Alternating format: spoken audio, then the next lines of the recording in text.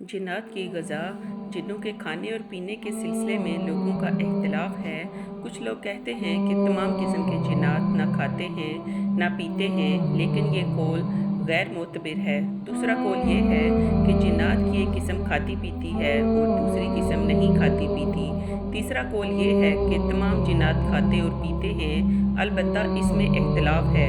कुछ लोग कहते हैं वो चबाते और निगलते नहीं बल्कि सिर्फ सूंघते हैं, मगर इसकी कोई दलील नहीं। दूसरे लोग ये कहते हैं कि वो चबाते और निगलते हैं। यही कौल सही तरीन है, जिसकी शहादत सही अहादीस से मिलती है। सही बुखारी में अबू हुरैरा रज़ी अल्लाह से रिवायत है कि नबी सल्लल्लाहु अलैहि वसल्लम ने उनको इस्तिंजा करने के लिए कुछ पत्थर लाने का हुक्म दिया और कहा कि हड्डी और गोबर ना लाना।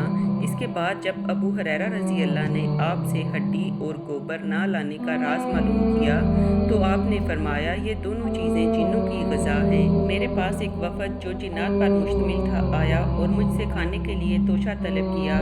मैंने उनके लिए अल्लाह से दुआ की कि जिस हड्डी और गोबर से भी उनका गुज़र हो उस पर उनकी ग़ज़ा मौजूद हो। तिर्मिज़ी में सही सनद से मरवी है कि गोबर और हड्डी से इस्तिंजा ना करो, इसलिए कि ये तुम्हारे जिन्नात भाइयों की ग़ज़ा हैं। सही मुस्लिम में इब्ने मसूद रज़ी अल्लाह से रिवायत है कि मुझे एक जिन ने दावत दी, मैं उसके साथ गया, उनके सामने कुरान की तिलावत की।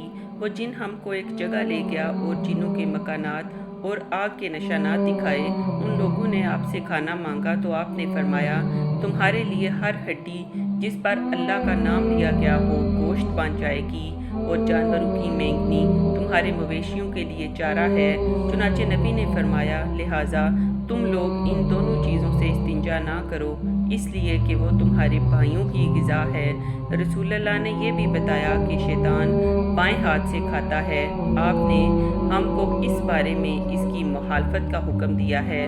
सही मुस्लिम में इब्ने उमर रज़ी अल्लाह से रिवायत है कि नबी सल्लल्लाहु अलैहि वसल्लम ने फरमाया, जब तुम में से कोई शख्स खाए तो दाहिने हाथ से खाना चाहिए और जब पिए तो दाहिने हाथ से पीना चाहिए, क्योंकि शैतान बाएं हाथ से खाता पीता है। मुस्लिम अहमद में है कि बाएं हाथ से खाने वाले के साथ शैतान खाता है और बाएं हाथ से पीने वाले के साथ शैतान पीता है।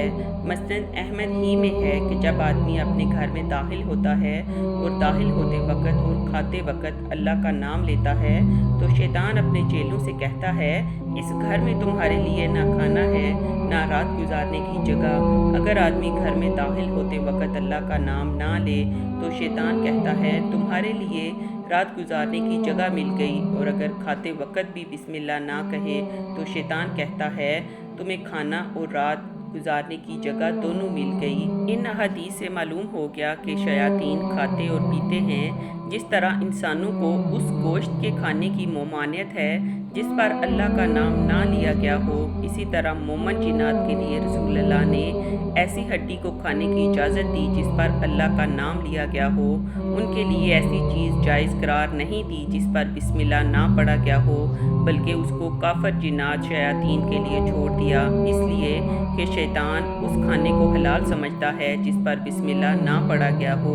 इसी बुनियाद पर बाज़ उलमा का ख्याल है कि मुर्दार चीज़ शैतान की ग़िज़ा है, क्योंकि उस पर अल्लाह का नाम नहीं लिया गया।